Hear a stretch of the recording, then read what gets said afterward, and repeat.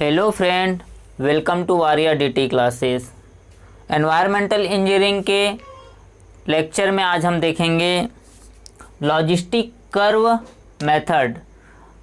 पिछले लेक्चर में हमने देखे थे पॉपुलेशन फोरकास्टिंग का डिफरेंट मेथड के बारे में। उसी में एक मेथड है लॉजिस्टिक कर्व मेथड। तो आज हम लॉजिस्टिक कर्व मेथड को डिटेल से देखेंगे ना।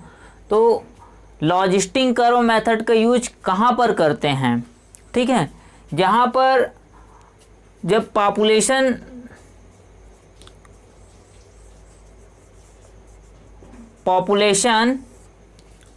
अल्टीमेट सैचुरेशन पॉइंट पर पहुंच जाता है, अल्टीमेट सैचुरेशन पॉइंट पर रीच कर जाता है। मीन्स डिफरेंट फैक्टर के कारण, डिफरेंट लोकल फैक्टर के कारण जब पॉपुलेशन का इंक्रीज होना नॉर्मल कंडीशन पे पहुंच जाता है, saturation condition means normal condition, तो पॉपुलेशन पॉपुलेशन को डिफरेंट फैक्टर अफेक्ट करता है। ठीक है, कौन कौन सा फैक्टर अफेक्ट करता है? तो जैसे पॉपुलेशन एक स्थान से दूसरे स्थान पर लेबर क्या है, माइग्रेट कर जाता है, तो वो भी आने वाले पॉपुलेशन को अफेक्ट करता है। ठीक है, एक होता है children death rate. Children death rate भी क्या करता है, चिल्ड्रन डेथ रेट पॉपुलेशन को अफेक्ट करता है। मदर्स डेथ रेट पॉपुलेशन को अफेक्ट करता है। तो ये सब क्या है, पॉपुलेशन को इंक्रीमेंट या डिक्रीमेंट करने का रीजन है। ठीक है, तो जब पॉपुलेशन का ये सब के एक कंट्रोल्ड कंडीशन पे आ जाता है, मींस सैचुरेशन पॉइंट या नॉर्मल कंडीशन पे आ जाता है, children death rate and mothers death rate and migrate वाली कंडीशन नॉर्मल कंडीशन पे आ जाता है, तो वहाँ पर हम लॉजिस्टिक कर्व मेथड या सैचुरेशन पॉइंट पर पहुँच जाता है, तब हम वहाँ पर लॉजिस्टिक कर्व मेथड यूज करते हैं। ठीक है, तो ये जो मेथड होता है उसमें पहले एक इनिशियल टाइम ले लेते हैं। टी नॉट टाइम पे क्या है, पॉपुलेशन क्या है, पी नॉट है। फिर T1 टाइम पे पॉपुलेशन P1 है, T2 टाइम पे पॉपुलेशन P2 है, और T टाइम पे हमको पॉपुलेशन फाइंड करना है। तो यहाँ पर जो कंडीशन होता है T2 equal to 2T1 condition होता है, T2 इक्वल टू 2T1, उस कंडीशन के लिए हमारा ये लॉजिस्टिक कर्व मेथड एप्लीकेबल होता है, या लॉजिस्टिक कर्व मेथड में ये कंडीशन मस्ट है। तो देखो यहाँ पर P नॉट क्या है, population at the beginning of census record. ठीक है, beginning of the census record, जैसे अपन P2000, P2001, P2002 ऐसे करके जब देखते हैं हम पॉपुलेशन को, तो जो इनिशियल है P नॉट, जैसे जहाँ से स्टार्ट हो रहा है P2000, वो हो जाएगा हमारा P not. P1 population after T1 year, P2 क्या होता है, पॉपुलेशन आफ्टर T2 ईयर, और PS हमारा क्या है, सैचुरेशन पॉपुलेशन है। तो अब हम देखेंगे population after any time 2T year, और PS है सैचुरेशन पॉपुलेशन। तो हमारा जो P है वो निकालने का फॉर्मूला क्या है, जो यहाँ पर T इक्वल टू P है, वो निकालने का फॉर्मूला होता है हमारा PS/1 plus M log E base के अकॉर्डिंग लॉग -1 एन T। ठीक है, तो M का वैल्यू यहाँ पर होता है PS minus P not upon P not, और PS इक्वल टू, देखो यहाँ पर ये वाले क्वेश्चन पूछा जाता है ना, IMP है, M का वैल्यू पूछा जाता है, और सैचुरेशन, और एक और जो आगे मैं लिख के बताऊंगा इसको किस फॉर्म में पूछा जाता है, इस इक्वेशन को। तो PS मतलब सैचुरेशन पॉपुलेशन इक्वल टू होता है 2 P1 P नॉट P2, यहाँ पर तीनों का होगा, उसमें 2 टाइम्स हो जाएगा, फिर माइनस याद रखना है P1 दो जगह स्क्वायर है, P1 वाले में स्क्वायर रहेगा माइनस P1 स्क्वायर ब्रैकेट में P naught plus P two upon P not P two minus P one का स्क्वायर। तो ये हो गया हमारा कुछ फॉर्मूला। अब हम देखते हैं n इक्वल टू क्या होता है। m देख लिए थे, तो n इक्वल टू होता है 1/t into log e bracket में P not P S minus P one divided by P one bracket में P S minus P not, या इसी को, ये तो ई बेस में है, इसी को 10 बेस में लिखेंगे। यहाँ पर ई नहीं है, ये 10 बेस है, तो 10 बेस में 2.3/t log 10 P not P S minus P one bracket में P S minus P not. अब हम देखते हैं यहाँ पर इस फॉर्मूला को और किस फॉर्म में हम लिख सकते हैं। ठीक है, तो इसको मैं ऐसा लिख सकता हूँ N T equal to log 10 P S minus P one divided by P one minus log 10 P S minus P one divided by P naught. देखो यहाँ पर ये जो कर्व है, यहाँ पर क्या होता है, ये वाले पॉइंट क्या होता है, कांस्टेंट हो जाता है। यहाँ पर स्लोप क्या होता है, कांस्टेंट होता है। और ये वाले जो पॉइंट है यहाँ पर थीटा टू, यहाँ पर जो कंडीशन होता है, जैसे P S minus P one वाले कंडीशन होता है। तो ये ग्राफ को मैं और अच्छे से समझा दूंगा अलग से वीडियो में। तो ये हो गया हमारा। यहाँ पर देखो कौन कौन से इम्पोर्टेंट है। एक तो सैचुरेशन वाले जो अभी फॉर्मूला लिखा था वो इम्पोर्टेंट है, और एक ये वाले 3 ऑब्जेक्टिव क्वेश्चन यहाँ से फॉर्म होता है। ये वाले फॉर्मूला और एक सैचुरेशन वाले और एम वाले, ये 3 ज़्यादा इम्पोर्टेंट है ना, ऑब्जेक्टिव क्वेश्चन के रूप में यहीं से पूछा जाता है। और कहाँ पर हम सैचुरेशन कंडीशन होगा या नॉर्मल कंडीशन बोल सकते हैं, तो वहाँ पर हमारा लॉजिस्टिक कर्व मेथड एप्लीकेबल होता है। अब हम देखेंगे न्यूमेरिकल। ठीक है, न्यूमेरिकल देखेंगे कि लॉजिस्टिक कर्व मेथड का एक न्यूमेरिकल से, और हमको फॉर्मूला अच्छे से याद हो जाएगा।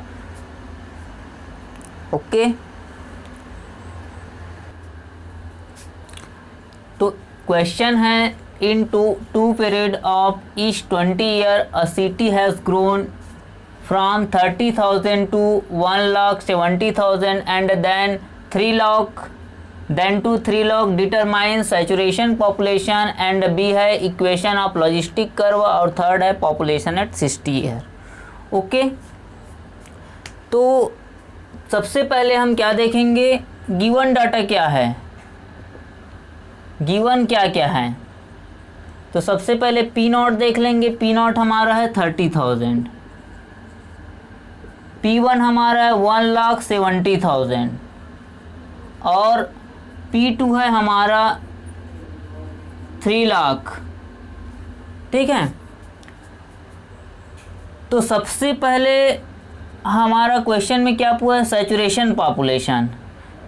तो सैचुरेशन पॉपुलेशन क्या होता है, P not P one P two 2 times होता है, अभी हमने देखा। इसके बाद हमारा क्या है, माइनस डिवाइड में यहाँ पर पी वन स्क्वायर होगा और यहाँ पर पी वन स्क्वायर होगा, यहाँ पर P naught plus P two, और यहाँ पर बचेगा वो पी नॉट और पी टू का इनटू हो जाएगा।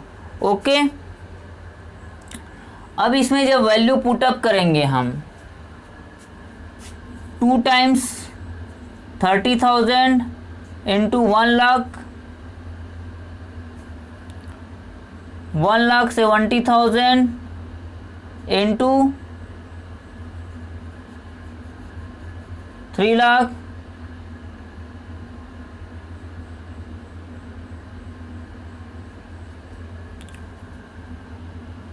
माइनस 1,70,000 स्क्वायर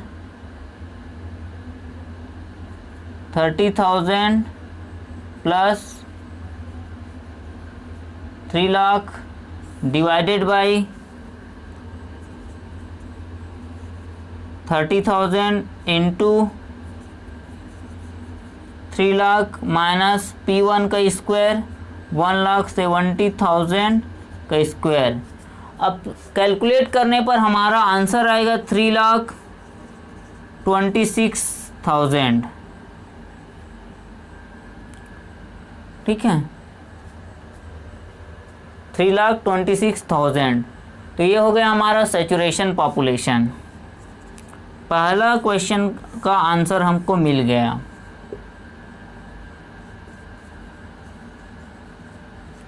ठीक है, अब सेकेंड क्वेश्चन देखते हैं। Equation of logistic curve. ठीक है, तो इक्वेशन ऑफ लॉजिस्टिक कर्व निकालने से पहले हम क्या निकाल लेंगे, m की वैल्यू कितना होता है और n की वैल्यू कितना होता है ये निकाल लेंगे। ओके, m की वैल्यू हमारा आएगा, फार्मूला में अभी हमने देखा m की वैल्यू क्या होता है, PS minus P not upon P not. ठीक है, PS कितना आया हमारा 3,26,000 माइनस 30,000 डिवाइडेड बाई 30,000। जब इसको कैलकुलेट करेंगे तो हमारा आंसर आएगा 9.87। ये हो जाएगा हमारा m की वैल्यू। अब n की वैल्यू, n का 1/t होता है फॉर्मूला, log e बेस में हम निकालेंगे पी नॉट अपॉन P1 हो जाएगा यहाँ पर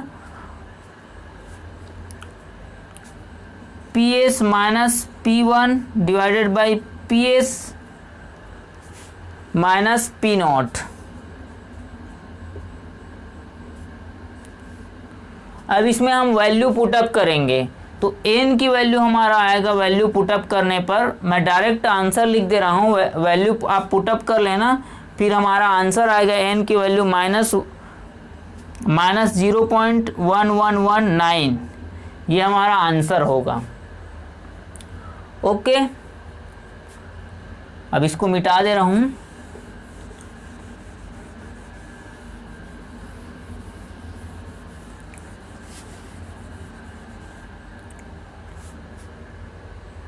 अब हम इक्वेशन लिखेंगे।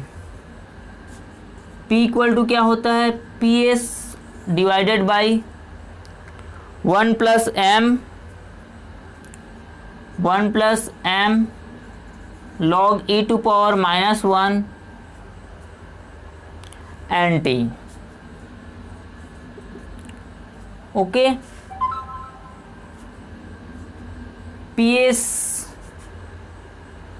PS का वैल्यू लिख लेंगे हम 3,26,000। 1 प्लस m की वैल्यू 9.87 log e to power minus 1.119 t। ये हो जाएगा हमारा सेकेंड क्वेश्चन का आंसर बी का। ओके, अब लास्ट क्वेश्चन है हमारा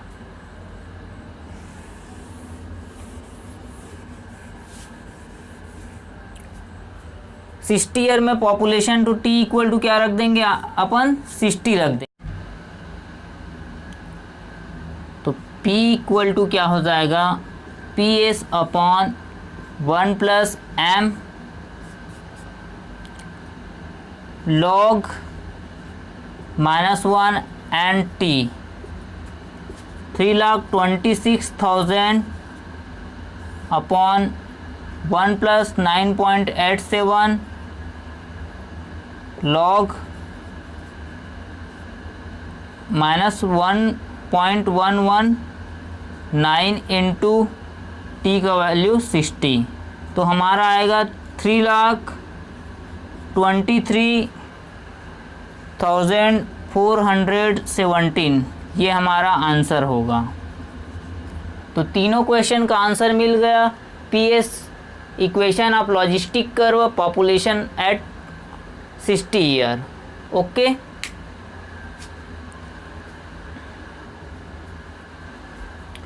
नेक्स्ट क्वेश्चन है compute the population of the year 2000 and 2006 for a city whose population in the year 1930 was 25,000 and in the year 1970 was 47,000. Make use geometric increase method. तो यहाँ पर 1930 और 1970 का population हमको given है, बट बीच का decade हमको नहीं दिया हुआ, जैसे 1940, 1960। देन उस कंडीशन में हम आर कैसे निकालेंगे? तो आर निकालने का हमारा फॉर्मूला है जो हमारा जिस ईयर का दिया हुआ है। जैसे 1970 का पॉपुलेशन दिया हुआ है, तो जैसे इसको P2 दे देता हूँ और इसको P1 दे देता हूँ, और डिफरेंस कितने डिकेड का है? 4 डिकेड का डिफरेंस है, तो वो हमारा कितना आ जाएगा? यहाँ पर 4 वैल्यू आ जाएगा, या इसी को हम n बोल सकते हैं। ओके, -1, तो 47,000 डिवाइडेड बाई कितना है? 25,000 -1, तो ये वैल्यू आएगा 17.095%। ओके, तो हमारा फॉर्मूला क्या होता है? जियोमेट्रिक इंक्रीज मेथड में हमारा फॉर्मूला होता है P0 1 + R divide by 100 to power n। Okay, तो हमको जितने का निकालना है ना, जैसे 2000 का निकालना है, तो 1970 तक का हमको पता है कितना है, तो यहाँ पर हम लिख देंगे P0 की वैल्यू कितना हो जाएगा? 47,000। ओके, अब 17 के बाद 81 डिकेड, 92 डिकेड और 2000 3 डिकेड, तो हमारा 1 + 17.095 divided by 100 to power 3 decade, n की वैल्यू कितना हो जाएगा? 3, तो हमारा वैल्यू आ जाएगा 75,459। ये हमारा आ जाएगा 2000 का। अब हमको निकालना है 2006 का, तो 2000 का हमको पता है 75,459। तो अब यहाँ से 1 डिकेट 2 3 4 5 6, यहाँ पर 6 डिकेट हो जाएगा। अच्छा सॉरी, डिकेट नहीं होगा, देखो 2006 है ना, तो हमारा 2010 होता तो क्या होता? 10 ईयर का एक डिकेड होता है, तो हमारा 1 डिकेड होता, लेकिन हमको निकालना क्या है? 2006 का निकालना है, और हमको कितना तक का पता है? 1970 का पता है और 2000 का भी हमको पता है। तो हम चलो खैर इसका निकालते हैं, 1970 के अकॉर्डिंग निकालते हैं। तो आज कितना हो जाएगा? 47। अब ये 1 + 17.095 डिवाइडेड बाई 100। अब यहाँ पर हमको क्या ध्यान रखना है कि 2006 है, तो डिकेड तो नहीं है, तो 1 2 3 4 5 6, तो 3 डिकेड हुआ 2000, और उसके बाद 0.6 हुआ। ठीक है, 10 होता तो 1 होता। ठीक है, तो यहाँ पर 6 ईयर है, तो क्या हो जाएगा? डिकेड नहीं तो 3.6 हो जाएगा। तो हमारा वैल्यू आएगा, आंसर आएगा 82,954। तो ये हमारा आंसर आ जाएगा। ओके,